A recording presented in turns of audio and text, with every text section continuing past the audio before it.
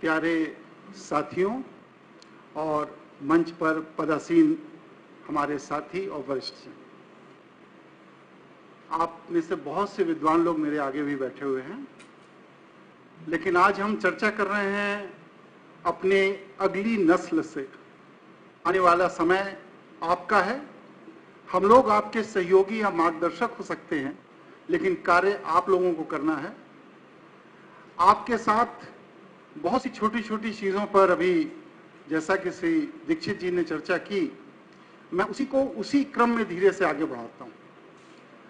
सबसे पहले मैं ये जानना चाहता हूँ कि इसमें कितने लोग मोबाइल और व्हाट्सएप इस्तेमाल कर रहे हैं इस समय। तो अपने मोबाइल और व्हाट्सएप से अपना ध्यान हटाइए, क्योंकि ये एक सुनियोजित सूचना तंत्र का हमला है आपके मस्तिष्क पर। इसकी गंभीरता को जिस दिन आप समझ जाएंगे, उस दिन आपको जीवन में सफल होने से कोई नहीं रोक सकता। आपको मालूम है कि आपकी शिक्षा पर आपके माता पिता कितना पैसा लगाते हैं? कोई व्यक्ति अनुमानित रकम बता सकता है? कोई भी एक व्यक्ति, कोई भी एक छात्र, एक अनुमानित रकम कि आपके जीवन में आपको शिक्षित करने के लिए आपके माता पिता अपने मेहनत का कितना पैसा आपके ऊपर खर्च कर रहे हैं? कभी विचार नहीं किया इस विषय पर? किया? जिसने किया वो खड़ा होकर बताएं अनुमानित रकम क्या है। कोई एक तो बता दो भाई, बतलाइए।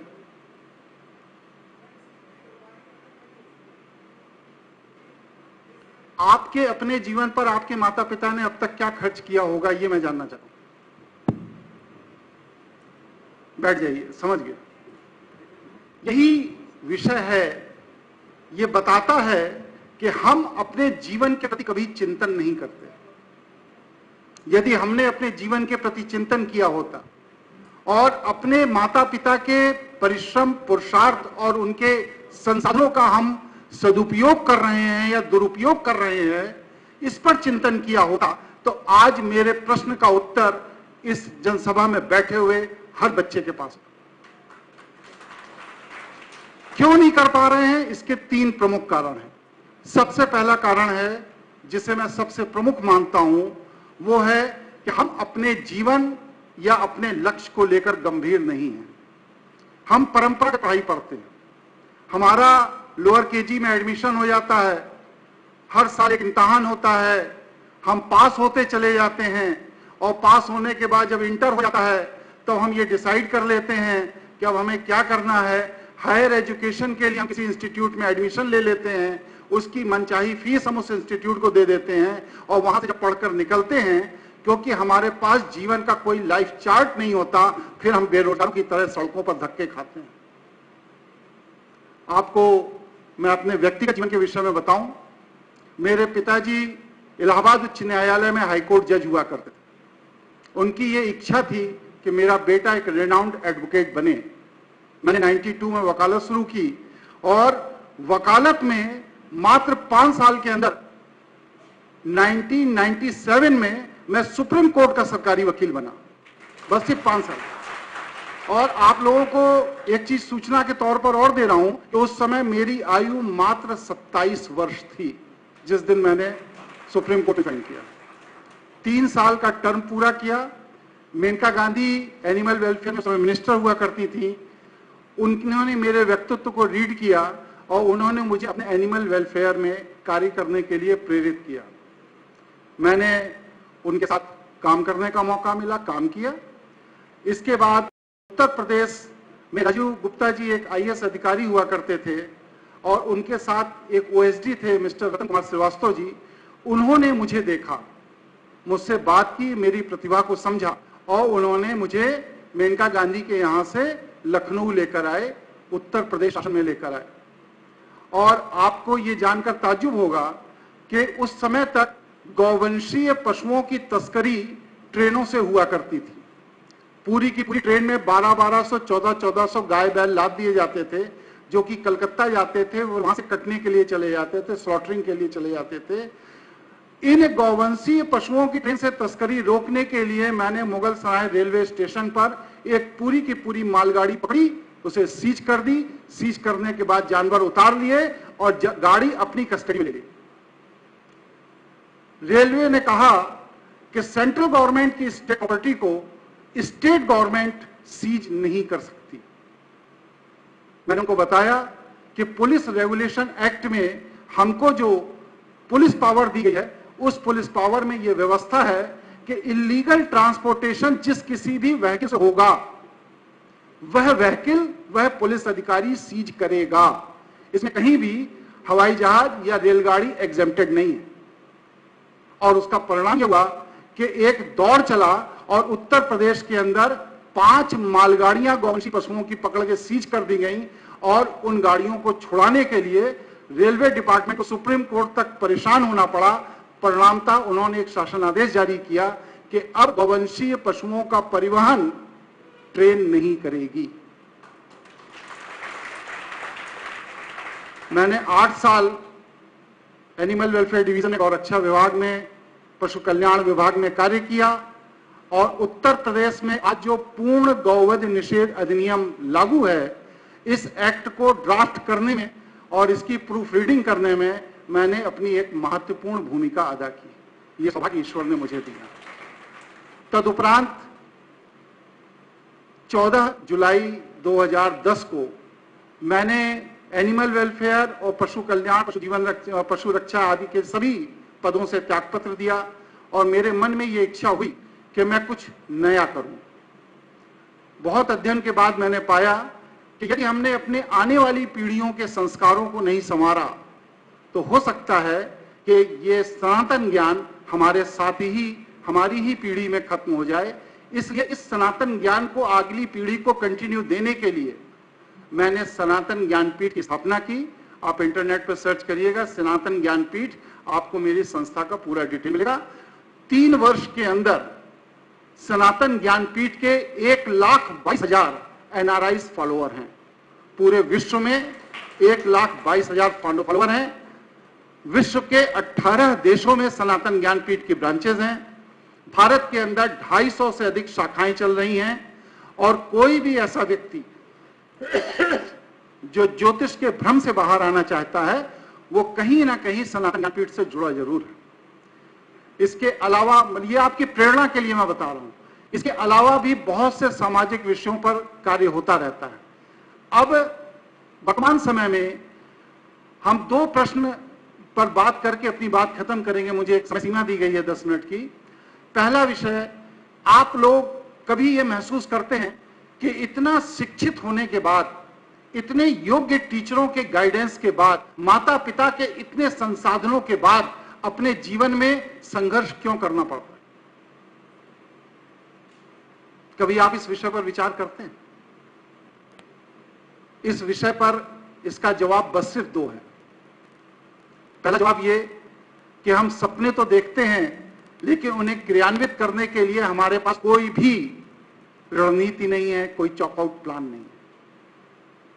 दूसरी चीज, हमारे पास सूचनाएं नहीं है। हमारे सपने कैसे पूरे होंगे, उस संदर्भ में मेरे पास कोई सूचना नहीं है। और इन दोनों ही चीजों का प्रमुख कारण क्या है कि अध्ययनशीलता की कमी, हमारे पास प्रॉपर वोकैबुलरी नहीं है, शब्दकोश नहीं है। आपको मालूम है किसी भी बच्चे को कि गोस्वामी तुलसीदास जी ने जो अपना साहित्य लेखन किया अपने जीवन में, उसमें कितने शब्दों का शब्दकोश उनके पास था? आप कल्पना कर सकते हैं? विश्व में सबसे बड़ा शब्दकोश अगर किसी राइटर के पास आए तो वो गोस्वामी तुलसीदास जी थे।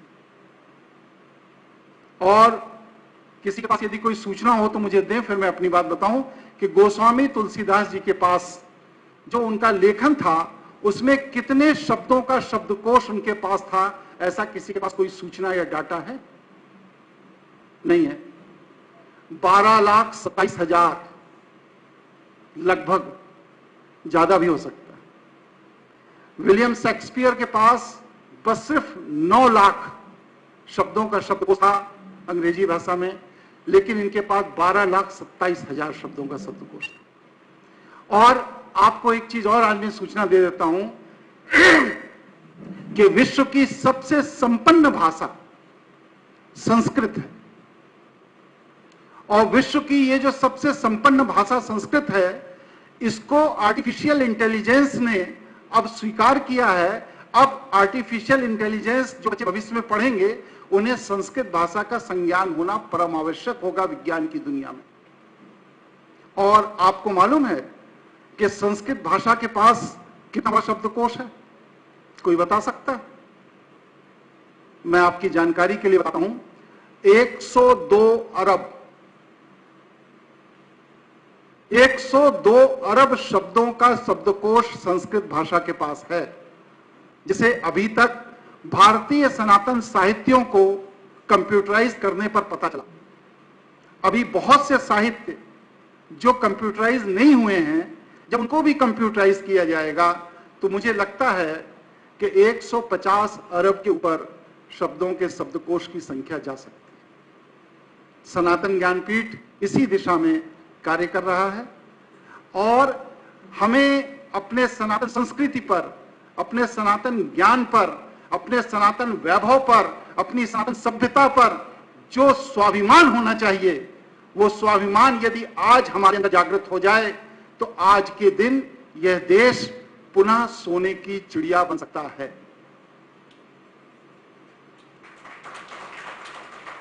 लेकिन मैं इस देश को सोने की चिड़िया नहीं बनाना चाहता। कोई बता सकता है क्यों नहीं बनाना चाहता?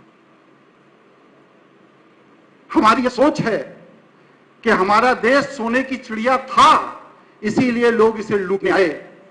हमारा देश भविष्य में अगर लोहे का एक मजबूत बाज बन सके तो शायद वह सोने की चिड़िया की सुरक्षा कर सकेगा। और भारत की संपदा, संसाधन, ज्ञान, सभ्यता और संस्कृति की रक्षा करनी है तो वो आप लोग कर सकते हैं, और आप लोगों को लोहे का बाज बन के अपने देश की रक्षा करनी पड़ेगी। अन्यथा जिस तरह पिछले 1000 साल में भारतीय ज्ञान को लूटकर विदेशी लोग संपन्न हुए हैं, इनकी संपन्नता का स्तर और बढ़ता चला जाएगा, और हम लाचार, बेबस, निरंतर अपनी सफलता के लिए उनकी तरफ टकटकी लगाए देखते रहेंगे, एक निरीह मनुष्य की तरह। इससे ज्यादा हमें कुछ नहीं मिल सकता। ये जो पत्रिका है,